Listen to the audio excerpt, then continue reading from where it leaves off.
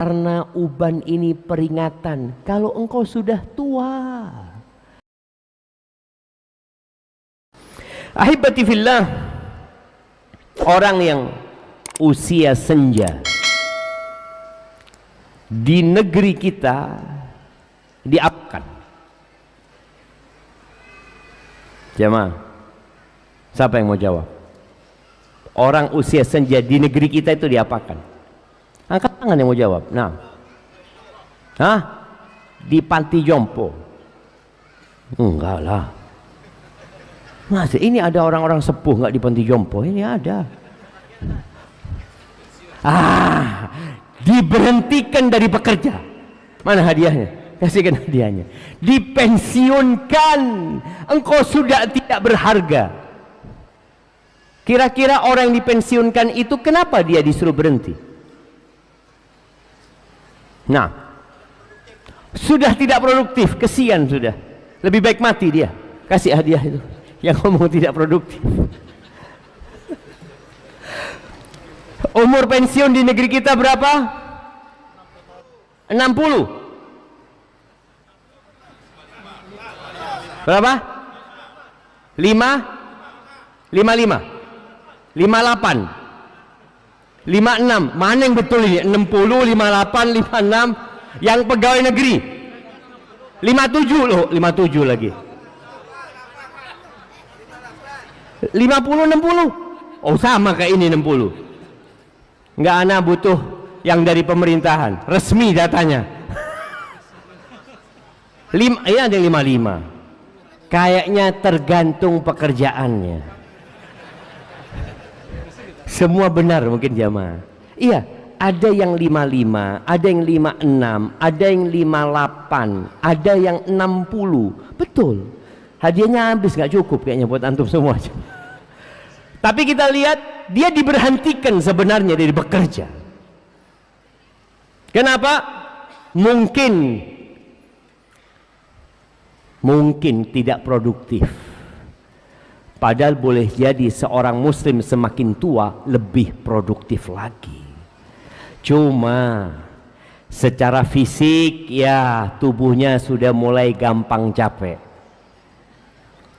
Wajahnya berkerut. Tidak lagi good looking. Kalau dilihat itu udah nggak nyaman. Ini kayaknya sudah taruh di belakang aja. Karena sebagian perusahaan itu mempekerjakan yang enak dilihat. Kemudian rambutnya mulai memutih. Ana pernah ke rumah Abah. Lalu Abah Ana ngomong, Syafiq, kata dia, kena bunga jambu di mana? Ana nggak tahu. Enggak, Pak. Enggak, itu sudah putih-putih semua. Oh, anaknya Abah sudah tua ternyata. Iya. Salah satu peringatan Allah Azza wa Jal kepada hambanya yang dikasih umur panjang adalah uban.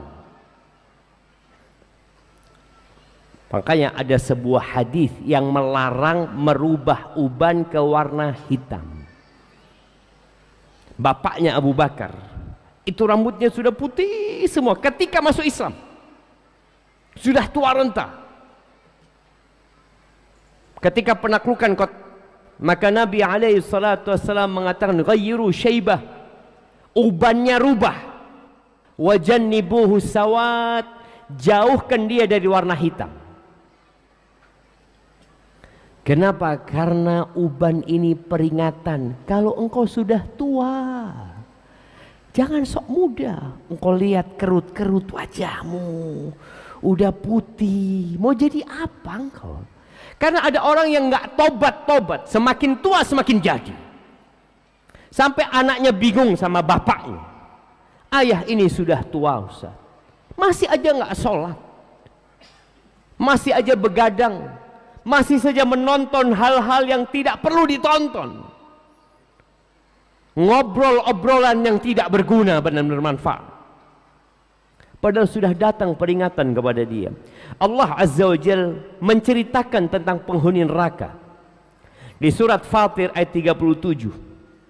Allah mengatakan wahum yastarikhuna fiha. Penghuni neraka ini teriak-teriak. Mereka memanggil Allah, Rabbana. Kenapa di dunia engkau nggak panggil Rabbana? Di akhirat engkau panggil Rabbana. Akhrijna, keluarkan kami dari neraka. Mau ngapain dia? Na'mal salihan ghairal ladzi kunna na'mal. Kami ingin beramal soleh tidak seperti yang dulu kami kerjakan. Apa kata Allah kepada mereka? Awalam nu'ammirkum. Bukankah kami sudah kasih umur kepada kalian? Bukankah kalian sudah dikasih waktu sama kami? Ma yatadzakkaru fihi man tadzakkar. Tapi nggak mau ingat. Dikasih waktu hidup. Waja'akumun nadhir, dan datang kepada kalian peringatan. Tapi kalian nggak mau ingat. Sedih kita jamaah.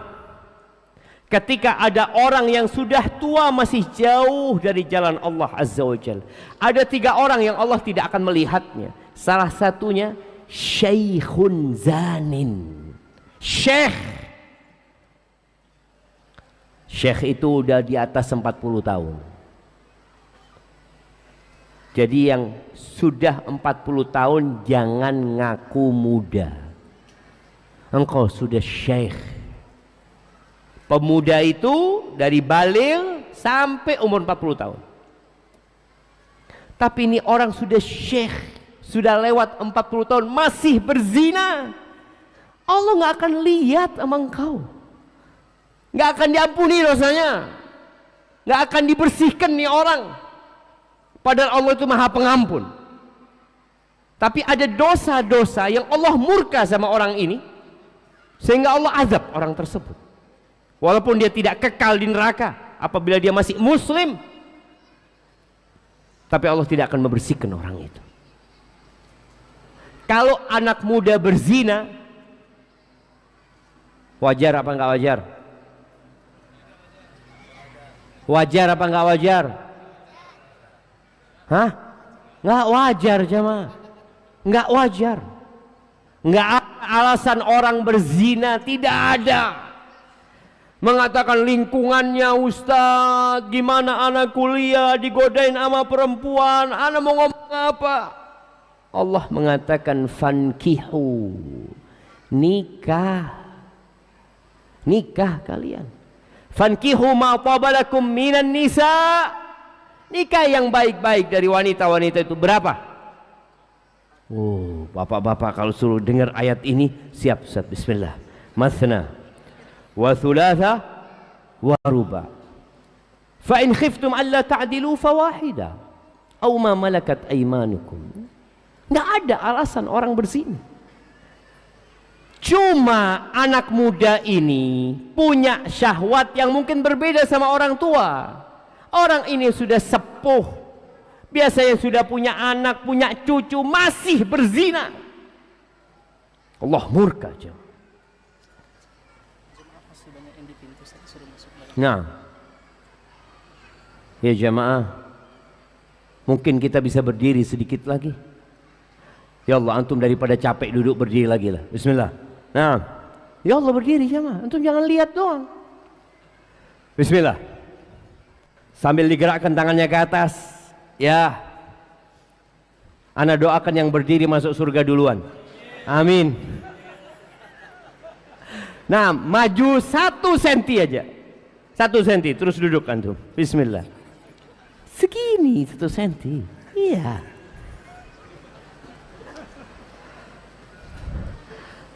Nah, Masya Allah, mudah-mudahan yang berdiri semua masuk surga, yang duduk juga masuk surga jamaah. Nah, udah bisa masuk yang di pintu? Katanya masih banyak yang di pintu nggak bisa masuk tadi jamaah.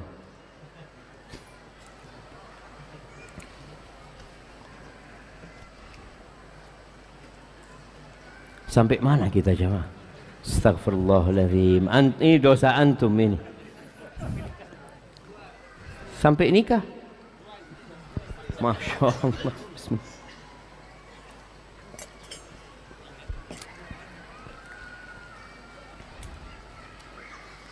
Nggak ada alasan berzina. Cuma memang orang tua itu lebih nggak ada alasan. Engkau sudah tua loh, nggak malu sama anakmu. Kadang kala sudah punya cucu, nggak malu sama cucu. Ada orang yang kadang kala terus berbuat dosa sampai tua, tua di penjara.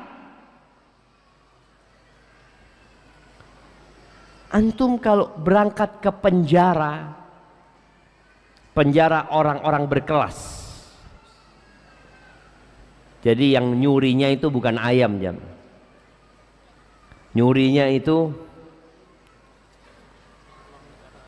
uang negara, uang rakyat. Itu sudah tua ada di penjara. Ya Allah.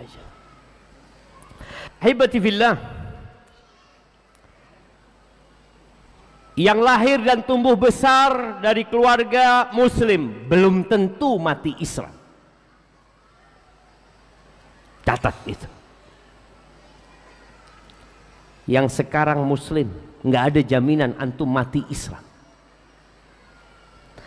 Dan yang lahir serta tumbuh besar di keluarga kafir boleh jadi matinya Islam.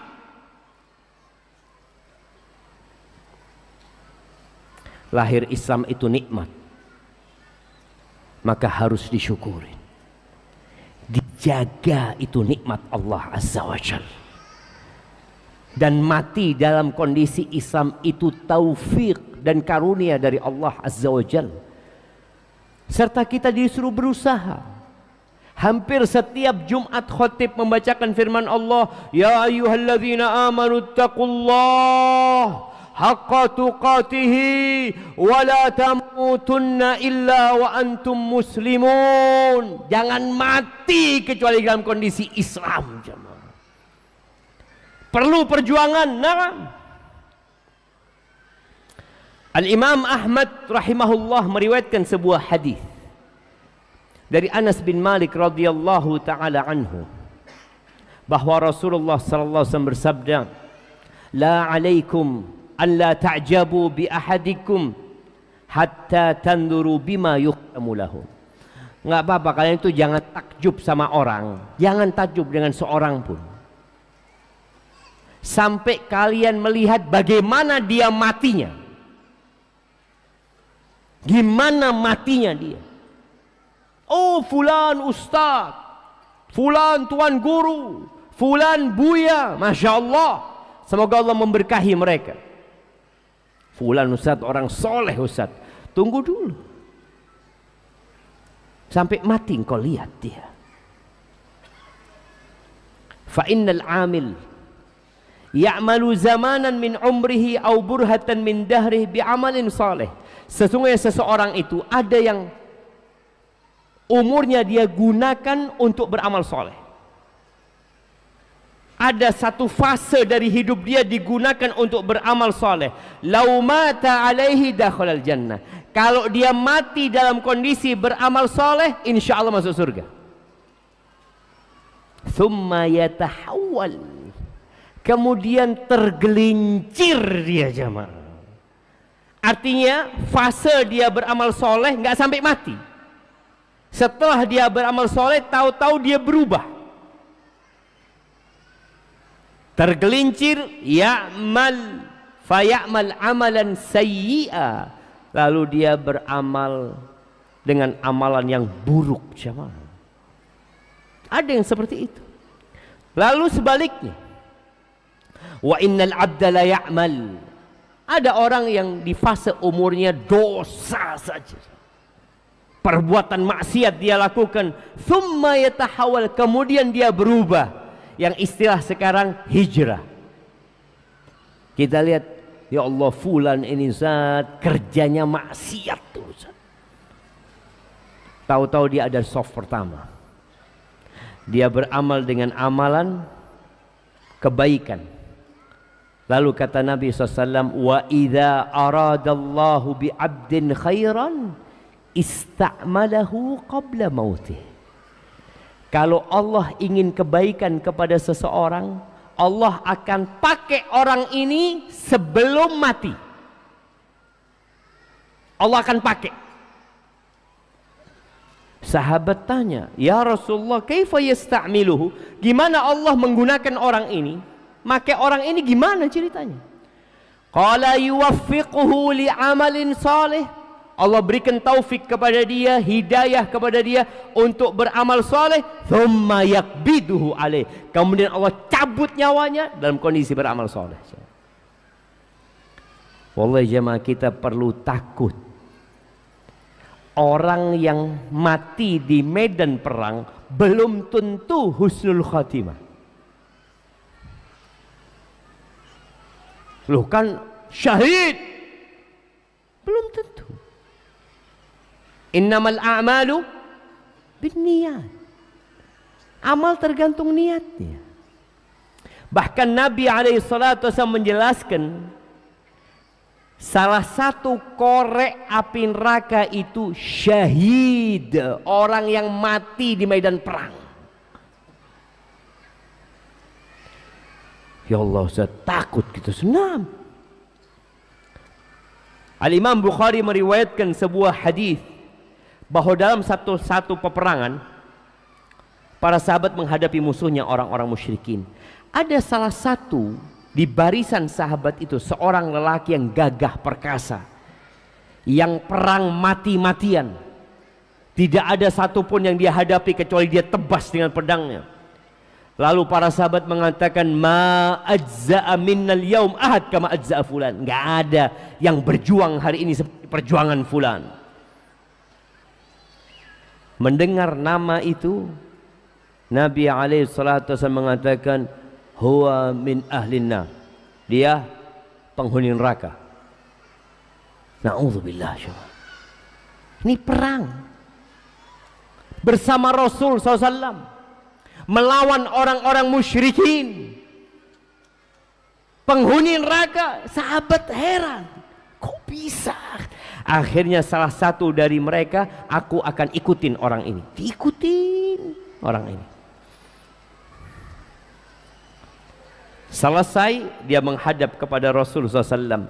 Asyhadu annaka Rasulullah. Aku bersaksi engkau Rasulullah. Ada apa kata Nabi SAW? Ya Rasulullah, ketika engkau mengatakan dia penghuni neraka, kita heran. Lalu aku ngikutin orang itu. Ternyata orang itu, ya Rasulullah, terakhir mati bunuh diri. Dia terluka, nggak tahan dengan sakitnya, dia ambil pedangnya, dia jatuhkan dadanya. Rasulullah SAW mengatakan, innamal a'malu bil khawatim. Amalan itu tergantung penutupnya. Maka antum jangan GR sekarang kalau antum orang soleh. Kenapa kita nggak berhenti berdoa mengatakan ihdinas siratal mustaqim? Padahal tadi subuh sudah ana baca, Ustaz. Iya, zuhur suruh baca lagi ihdinas siratal mustaqim. Ana baca zuhur 4 kali, Ustaz.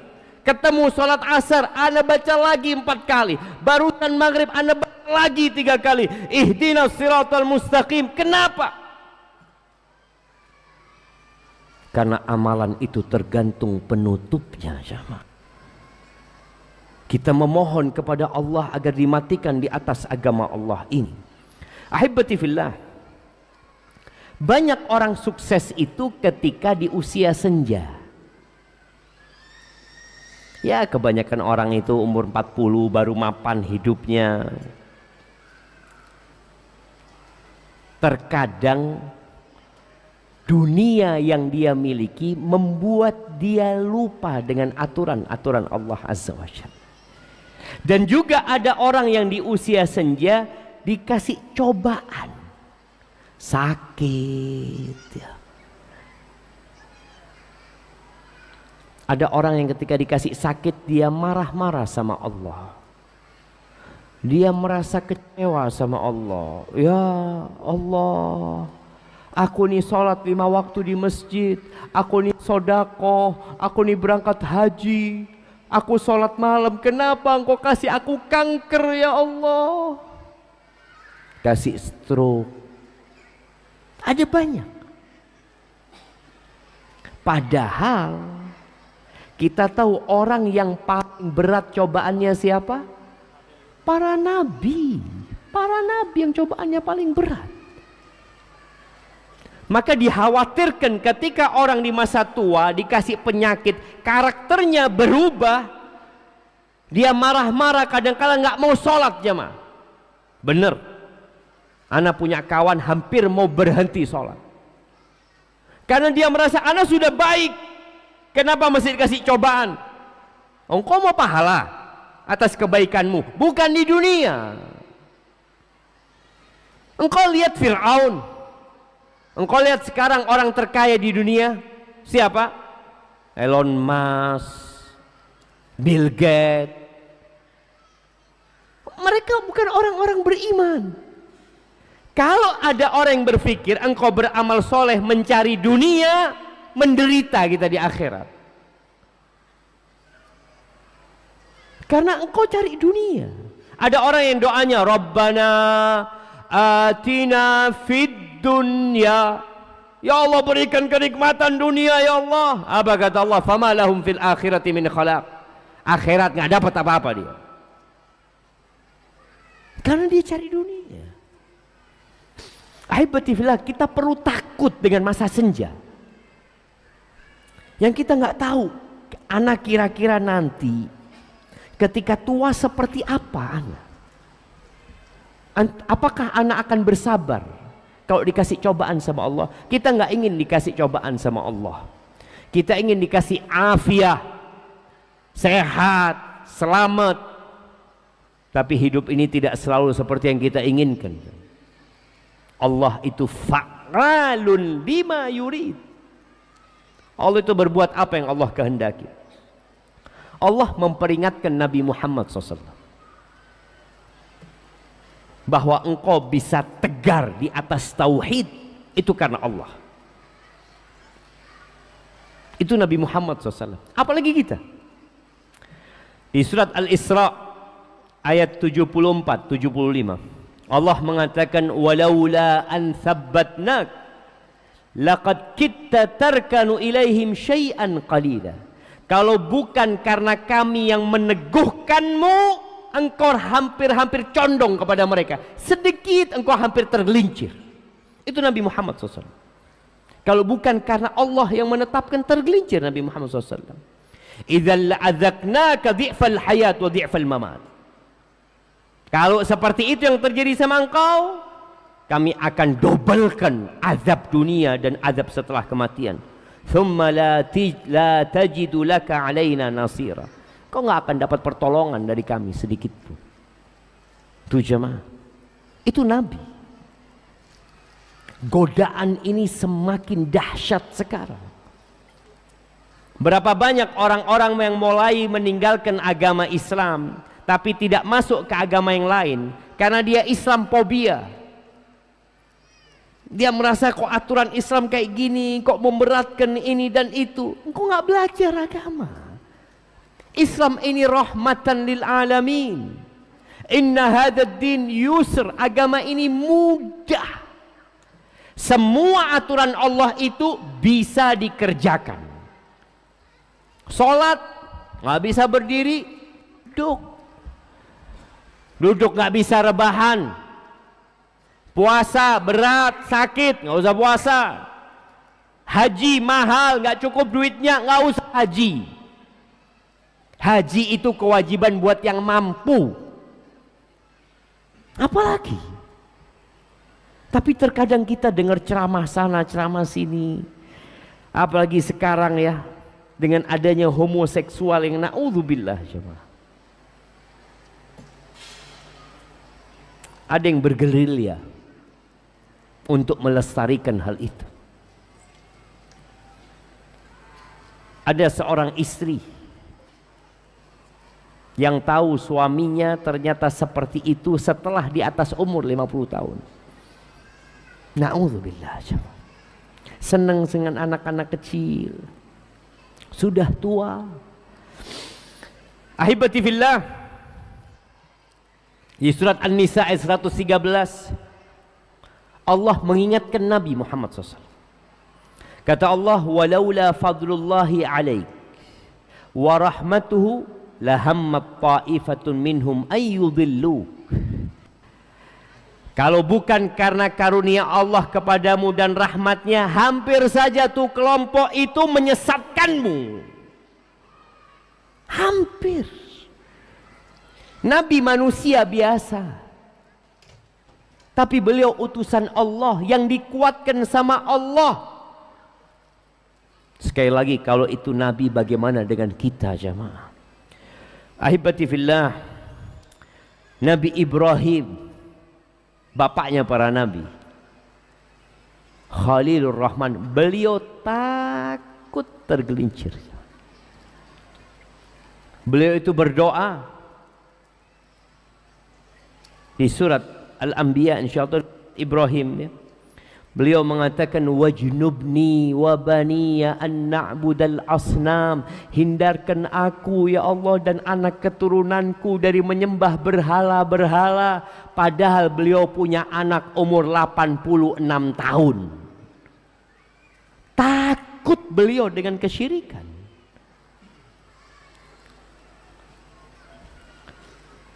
Nabi Yusuf ketika di masa muda, kita tahu ya,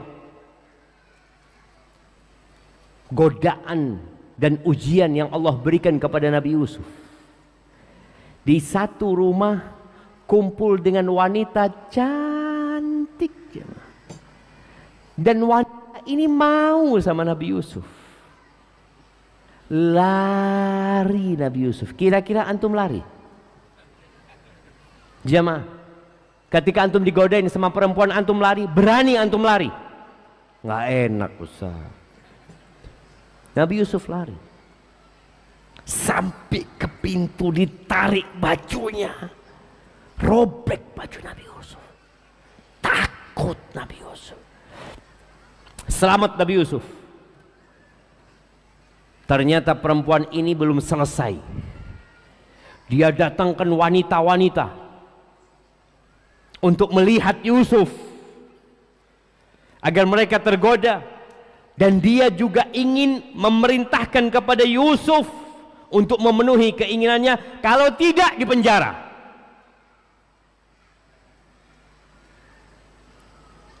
Apa kata Allah? Ceritakan Nabi Yusuf, qala rabbi sijn ahabbu ilayya mimma yad'unani ilaih. Ya Allah, penjara ya Allah, lebih baik ya Allah aku di penjara daripada ajakan-ajakan perempuan-perempuan itu. Wa illa tasrif anni kaidahun, kalau engkau tidak memalingkan aku dari tipu daya mereka, asbu ilaihin, habis aku akan condong pada mereka, kepada perempuan-perempuan itu. Wa akun minal jahilin, dan aku akan menjadi orang-orang bodoh. Selesai di penjara. Keluar dari penjara, ujiannya ganti. Apa ujiannya? Jabatan. Dikasih jabatan.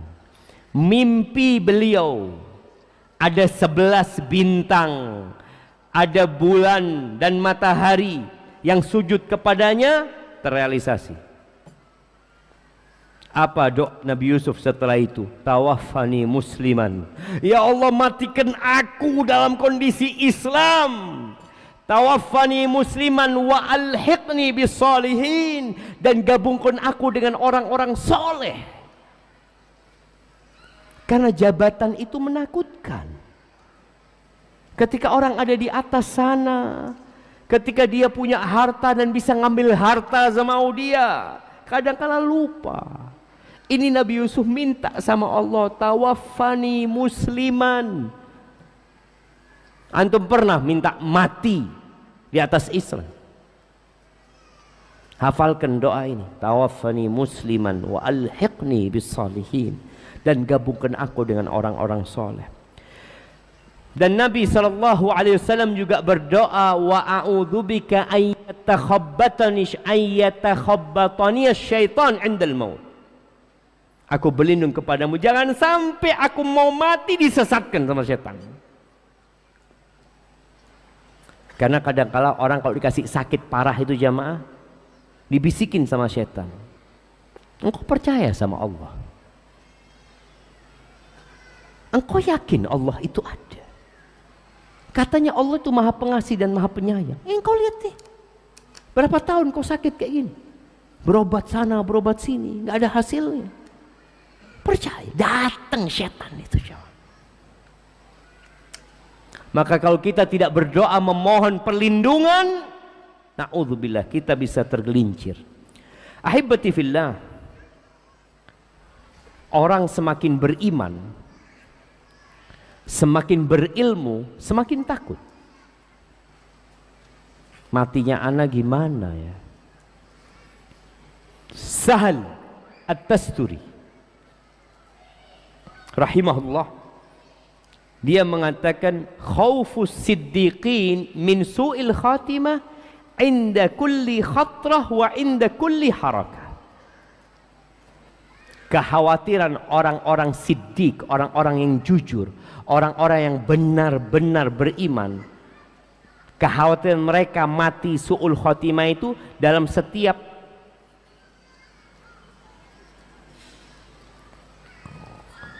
pikiran dia, dalam setiap yang terbesit di hatinya, dalam setiap gerakan dia. Takut dia mau berbuat dosa sekarang, takut nanti mati. Kita kan enggak, bismillah lah, nanti tobat. Iya ya, Allah maha pengasih maha pengampun, bismillah lah, malam ini berbuat dosa, insya Allah besok pagi anak tobat lah, besok pagi anak mau puasa sunnah insya Allah. Siapa yang menjamin dia sampai pagi? Boleh jadi engkau berbuat dosa, Allah cabut. Dan sejatinya muslim itu ketika berbuat dosa ada keinginan taubat. Kalau antum tanya orang yang berbuat maksiat ya, antum nggak taubat? Insya Allah Ustaz, doakan mudah-mudahan anak taubat. Ada keinginan itu, tapi dia menunda sampai tua. Karena orang apabila terbiasa berbuat dosa, dia nggak enak kalau nggak berbuat dosa. Sampai ada seorang pezina, ketika tua dia sudah tidak mampu berzina, barang dia sudah nggak bisa bangun lagi. Antum tahu apa yang dilakukan orang ini? Ngundang orang berzina di depan dia. Dia sudah nggak mampu berzina, dia undang orang untuk berzina. Na'udzubillah min dzalik. Kenapa? Karena dia terbiasa. Allah Azza wa Jalla berfirman di surat Al-Mu'minun ayat 60 ya, mensifatin orang-orang beriman ini, walladzina yu'tuna ma atau wa qulubuhum wajilah annahum ila rabbihim raji'un. Mereka adalah orang-orang yang terus berbuat kebaikan, terus melakukan ketaatan. Hati mereka takut su'ul khatimah, takut nggak diterima. Kita pernah dengar mungkin cerita muadzin, tukang azan, yang dulu azan itu harus naik menara. Makanya orang yang adzan itu bisa ngelihat ke rumah-rumahnya orang ya, Ma. Karena menara itu paling tinggi. Dia melihat ternyata hari itu dia naik, dia melihat tetangganya cantik ternyata, sama. Akhirnya dia turun dari menara itu, datang ke rumah tetangganya. Dia mengatakan, aku mau sama engkau. Muadzin. Apa kata perempuan ini? Bapakku nggak mungkin menikahkan engkau dengan aku. Loh, kenapa? Kata dia, engkau muslim, aku Nasrani. Dan kita tahu sebenarnya dalam Islam boleh muslim menikahi wanita Nasrani, ahlul kitab boleh. Tapi perempuan ini mengatakan bapakku nggak mungkin. Apa kata pemuda ini? Idzan atanassar, aku akan masuk ke agamamu. Masuk ke agamanya siapa? Dikatakan setelah dia menikah dengan perempuan ini udah berhenti jadi tukang adzan tentunya. Suatu hari dia naik ke loteng, jatuh, mati dalam kondisi Nasrani. Hidupnya azan, jemaah. Gak ada yang tahu loh, jemaah. Maka kita nggak boleh takjub dengan seseorang kecuali setelah kita tahu gimana dia matinya. Ahibati fillah, awal yang membuat orang tergelincir itu adalah ujub. Plus merasa aman dari makar Allah Azza wa Jalla. Nggak mungkin lah, anak orang soleh, anak orang baik. Sebagian salafus soleh mengatakan, man amina ala dinihi tarfata ain suliba min.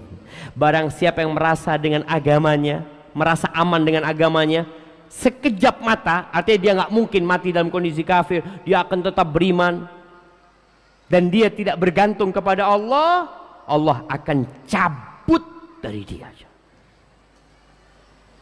Rasulullah sallallahu alaihi wasallam mengatakan bahwa hati manusia itu baina isba'aini min asabi'ir rahman, berada di antara dua jari dari jari-jari Ar-Rahman Jalla Jalaluh. In syaa an yuqimahu aqamah. Kalau Allah ingin tetapkan hatinya istiqamah, Allah tetapkan. Wa in syaa yuzighahu azaghahu. Kalau Allah ingin dia tergelincir, Allah gelincirkan. Oleh karena itu Nabi SAW selalu berdoa mengatakan, ya muqallibal qulub, tsabbit qalbi ala dinik. Ya muqallibal qulub, tsabbit qalbi ala dinik. Wahai yang membolak-balikkan hati, tetapkan hatiku di atas agamamu. Tetapkan hatiku di atas agamamu. Terus Nabi berdoa. Sampai sahabat heran dengan doa Nabi SAW. Ya Rasulullah, atakhafu alaina? Wahai Rasulullah, engkau khawatir sama kami? Bukankah kami sudah beriman? Kami hijrah dari Mekah, kami berjuang bersamamu. Kata Nabi, iya, aku takut. Aku takut, kata Nabi SAW. Kenapa? Karena hati manusia berada di tangan Allah. Allah bolak-balikan semau Allah Azza wa Jalla. Terus ya apa supaya kita, gimana supaya kita tetap dan mati husnul khotimah? Ya minta sama Allah Azza wa Jalla. Orang ketika takut, dia akan minta. Takut, minta lagi. Takut, dia akan menjauhi tempat-tempat yang membuat dia tergelincir. Semakin tua dia semakin datang ke rumah Allah, semakin sering laporan kepada Allah. Cuma ada orang-orang tua yang ketika sudah banyak ibadahnya, ujub dengan banyaknya ibadahnya. Alhamdulillah Ustaz. Ya mungkin dia cerita nikmat. Ada orang cerita, alhamdulillah ana ini sholat malam Ustaz 11 rakaat, alhamdulillah. Kemudian puasa Senin Kemis, ana hatam Quran sepekan sekali, alhamdulillah. Mungkin dia cerita mau memotivasi, nggak apa-apa. Tapi antara ria dan ingin memotivasi orang itu tipis sekali jemaah. Kalau bisa antum punya amalan yang disembunyikan, sembunyikan. Nggak perlu ada orang yang tahu. Adzan, oke. Kita dengarkan adzan, kemudian kita masuk ke sesi tanya jawab jemaah. Barakallahu fikum.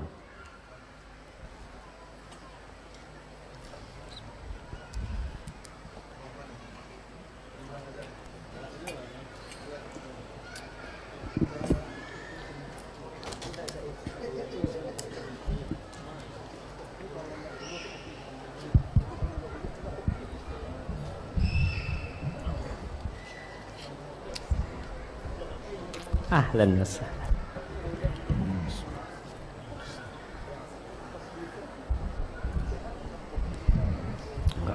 Jangan. Allahu Akbar. أكبر الله أكبر الله أكبر الله أكبر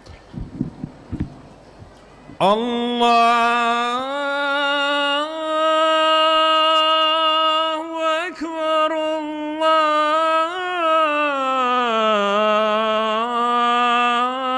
الله أكبر الله أكبر الله. أشهد أن لا إله إلا الله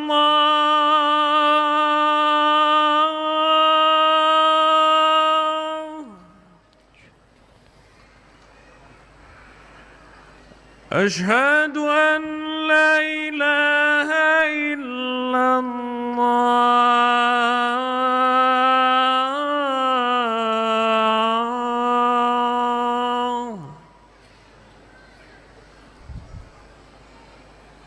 أشهد أن محمد رسول الله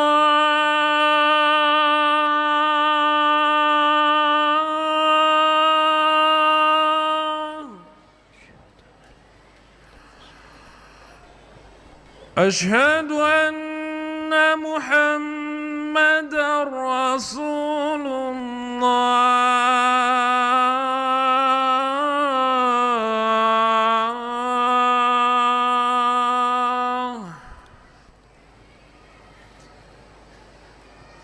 حي على الصلاة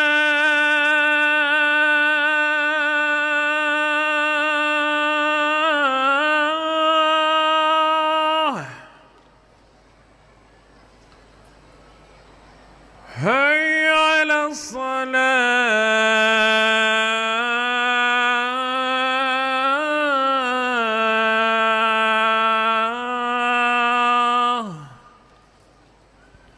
بالله بالله.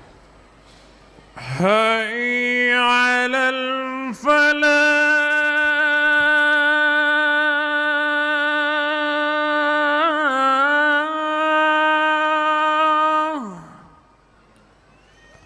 لا حول ولا قوة إلا بالله.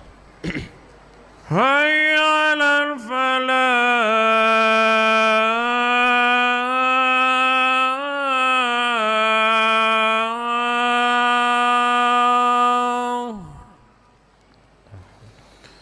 الله أكبر الله أكبر الله أكبر الله. لا إله إلا الله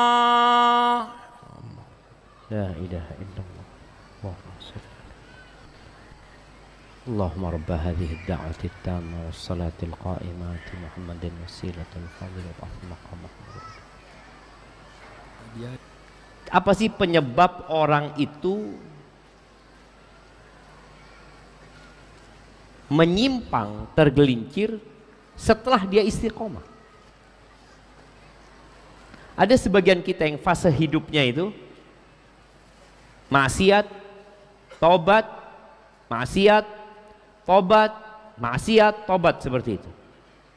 Ya, antum terus bertobat, berhenti berbuat maksiat. Tapi kalau berbuat maksiat segera bertobat.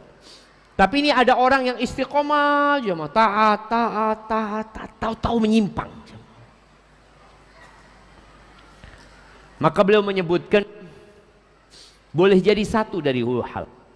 Yang pertama, dia tidak bersyukur atas nikmat hidayah. Dia tidak mensyukuri itu nikmat.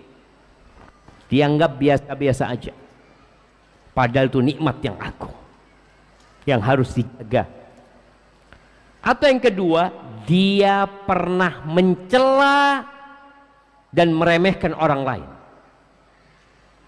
yang tergelincir. Fulan ini gimana ya? Dulu soft pertama, sekarang soft terakhir, gak sholat kadangkala. Jangan loh. Antum doakan kawan antum. Jangan malah dicela sama antum. Doakan. Atau antum mau kasih nasihat, kasih nasihat. Jangan dijadikan bahan gunjingan dianya. Baik, ini ada beberapa pertanyaan yang masuk. Tunggu ana lihat yang berkaitan dengan tema kita. Ini ada yang nggak berkaitan. Dia mengatakan, Ustadz, ana pernah melihat biografi Imam Ahmad. Kalau sang imam baru berfatwa ketika umur 40 tahun. Pertanyaan ana, apakah hal itu masih bisa diterapkan di zaman sekarang? Ahibati fillah, Imam Ahmad baru selesai menuntut ilmu umur 40 tahun. Dan beliau menikah pun setelah umur 40 tahun. Karena beliau keliling kemana-mana. Baru balik ke kampungnya, disitulah beliau memberikan fatwa. Tapi Al-Imam Syafi'i umur 17 tahun sudah memberikan fatwa. Al-Imam Malik juga kalau nggak salah ya. Jadi tergantung Al-Imam Bukhari, tergantung kondisinya. Jadi bukan masalahnya umur fatwa itu. Ketika dia sudah berilmu dan ada kapasitas, memiliki kapasitas untuk berfatwa, fatwa. Kalau enggak, nukil fatwanya para ulama. Saya sudah kehilangan hidayah dan iman pada diri saya. Saya sudah kembali kepada kemaksiatan yang saya kerjakan dulu. Diri ini sudah tidak takut lagi dengan Allah, Ustaz. Bantu solusinya, Ustaz, agar Allah memberikan saya iman dan hidayah lagi. Yang pertama, antum berangkat ziarah kubur. Datanglah ke kuburan. Kadangkala Nabi SAW ziarah kubur itu malam hari. Tapi di negeri kita, kuburan itu jadi tempat apa? Tempatnya hantu, tempatnya pocong. Ada usaha dari sebagian orang supaya nggak ziarah kubur nih orang. Di mana ada pocong jemaah? Mati sudah dia. Memang ada keyakinan yang tidak benar yang mengatakan bahwasanya ruhnya orang mati itu bergentayangan. Ada yang mengatakan nanti kalau saya mati saya datengin kamu. Tidak ada. Engkau imma diazab, imma dikasih nikmat. Nggak ada ceritanya ruhnya keluar jalan-jalan. Maka datang ziarah kubur. Kemudian setelah itu antum perbanyak zikir. Orang yang hatinya mati ini harus dihidupkan. Zikir. Zikir ini amalan yang tidak membutuhkan energi besar dan tidak membutuhkan kondisi tertentu. Udah, antum sekarang semua yang membuat antum lupa dari Allah tinggalkan. Handphone antum matikan. Boleh jadi sebulan antum putus hubungan dengan handphone. Zikir, baca buku, lakukan hal-hal yang bermanfaat. Karena kalau hatinya sudah mati bahaya jemaah. Boleh jadi antum dicabut nyawanya dalam kondisi berbuat dosa. Yang ketiga, ganti kawanmu. Karena biasanya orang itu nyaman berbuat dosa dengan yang seversi, sefrekuensi. Maka tinggalkan. Dan terus banyak istighfar, mohon ampun sama Allah. Nasihat ana, besoklah. Besok antum datang ke masjid sebelum azan. Mulai subuh. Terus nanti antum sholat qobliyah subuh. Lalu setelah sholat qobliyah subuh, antum banyak berdoa di situ. Lalu sholat subuh. Habis sholat subuh selesaikan zikir. Nanti zuhur seperti itu. Antum coba 3 hari lah. Insya Allah Allah kembalikan rasa yang pernah antum nikmati dahulu dari keimanan tersebut.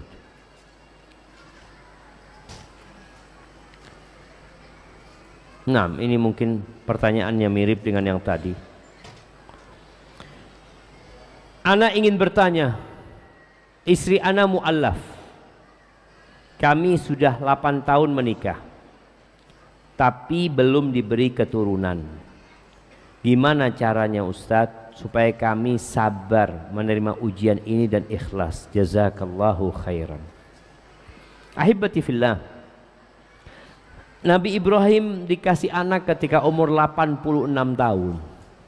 Beliau nabi.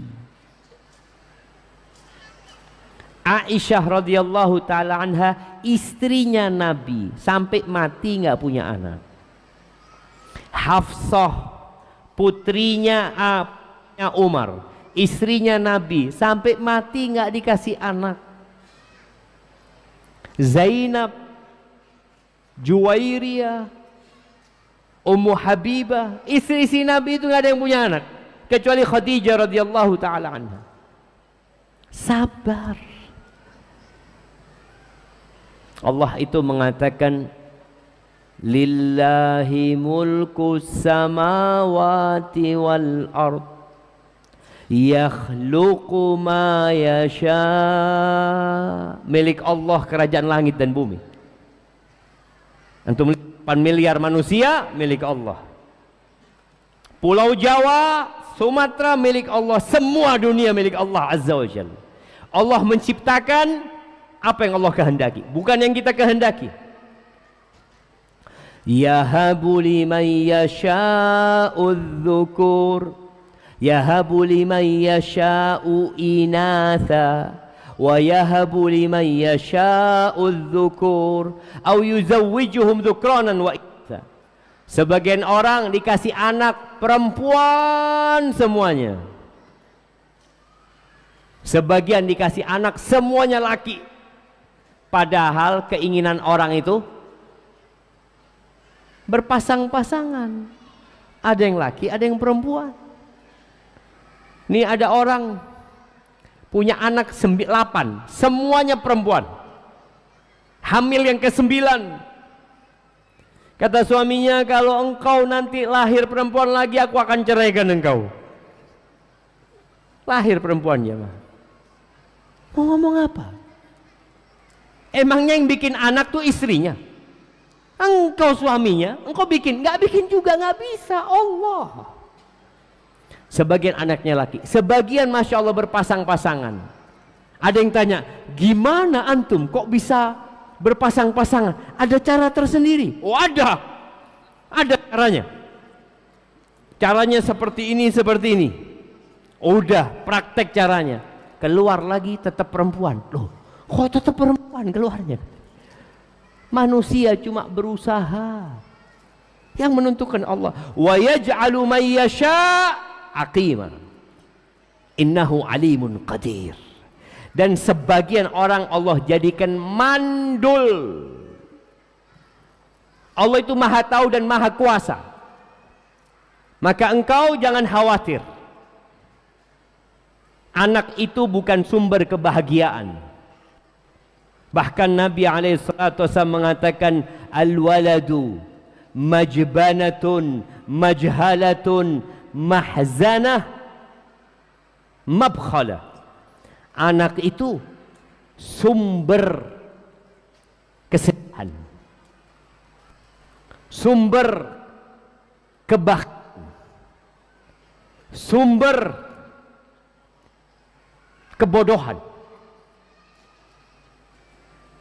Mahzanatun mabkhalatun majhalah. Satu lagi tadi apa? Sumber kebodohan, kebakhilan, kesedihan, majbana, sumber kepengejutan. Tapi memang anak itu fitnah, ujian buat orang tuanya, perhiasan kehidupan. Orang kepingin punya anak. Al-mal wal banun zinatul hayatid dunya. Iya. Tapi Allah ingatkan wal baqiyatus salihatu khairun 'inda rabbika thawaban wa khairun amala. Amalan soleh, ketaatan kepada Allah, zikir itu lebih baik dan lebih bisa diharapkan.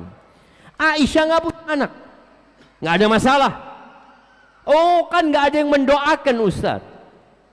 Ya orang kepingin punya anak tapi nggak dikasih, mau apa? Maka nasihat anak jangan pernah berputus asa, teruslah berdoa mengatakan Rabbi habli minas salihin, ya Allah karuniakan kepada aku anak-anak yang soleh. Pertanyaan terakhir jamaah, anak mau tanya Ustaz, anak adalah anak dari broken home, kerusakan rumah tangga dikarenakan ibu selingkuh, kemudian sampai ayah jatuh sakit dan cerai. Ibu menikah sama selingkuhannya. Ana bertanya, bolehkah ana menjauhi dan tetap mendoakan ibu? Karena kalau melihat ibu dikhawatirkan dendam sama selingkuhannya. Jazakallahu khairan. Jamaah, kadangkala musibah itu membuat sebagian orang sakit karena dia nggak kuat nahan musibah tersebut. Tolong ketika antum kena musibah, yakin bahwa sebelum antum lahir musibahnya udah dicatat. Katakan inna lillah wa inna ilaihi raji'un. Kamu sang anak ini bagaimana menyikapi ibunya? Bapaknya belum mati kan? Iya, bapaknya sakit. Engkau kuatkan hati bapakmu. Ayah nggak usah mikirin ibu. Selesai sudah bercerai, alhamdulillah. Ayah tahu ibu selingkuh, kemudian ibu minta cerai, alhamdulillah. Cari ganti yang lebih baik. Karena orang yang mengatakan inna lillahi wa inna ilaihi raji'un, lalu dia berkata Allahumma ajurni fi musibati wa akhlif li khairan minha. Ya Allah, berikan pahala di musibahku ini dan berikan aku ganti yang lebih baik. Yakin Allah kasih ganti yang lebih baik. Terus buat sang anak, sudah selesai, ibumu sudah cerai, berpisah sama bapakmu, tapi tidak ada putusnya anak sama ibu. Engkau jangan merasa dendam sama selingkuhannya, karena boleh jadi ibu juga yang mau. Ya udah, mudah-mudahan dua-duanya bertobat. Bagaimana sekarang engkau datang ke ibu, mengajak ibumu ke surga? Karena bagaimanapun jamaah, kita punya kewajiban berbakti kepada ibu kita, kepada ayah kita, walaupun keduanya kafir. Walaupun keduanya kafir, kita nggak boleh taat dengan kekafiran dan kemaksiatan. Tapi kata Allah, wa sahibhuma fid dunya ma'rufa. Dampingi keduanya dalam kehidupan ini dengan cara yang baik. Maka engkau sebagai anak datang kepada ibu, sudah, dosanya ibu antara ibu sama Allah Azza wa Jalla. Dan boleh jadi kalau ibumu bertobat, dia jauh lebih baik daripada sebelum dia berbuat dosa. Maka bagaimana engkau mengajak ibumu untuk kembali kepada Allah, bukan untuk kembali kepada bapak, bukan. Itu yang dapat Anda sampaikan jamaah. Kurang lebihnya mohon maaf. Yang benar dari Allah Azza wa Jalla, yang salah dari diri Anda pribadi. Perbanyak doa. Rabbana la tuzigh qulubana ba'da idh hadaitana wa hab lana min ladunka rahmah innaka antal wahhab. Allahumma qsim lana min khashyatika ma tahulu bihi bainana wa baina ma'asik, wa min ta'atika ma tuballighuna bihi jannatak, ومن اليقين ما تهون به علينا مصائب الدنيا ومتعنا بأسماعنا وأبصارنا وقوتنا ما أحييتنا واجعله الوارث منا واجعل ثأرنا على من ظلمنا وانصرنا على من عادانا ولا تجعل مصيبتنا في ديننا ولا تجعل الدنيا أكبر همنا ولا مبلغ علمنا ولا تسلط علينا من لا يرحمنا ربنا آتنا في الدنيا حسنة وفي الآخرة حسنة وقنا عذاب النار. أقول قولي هذا وأستغفر الله لي ولكم ولسائر المؤمنين والمؤمنات فاستغفروه إنه هو الغفور الرحيم.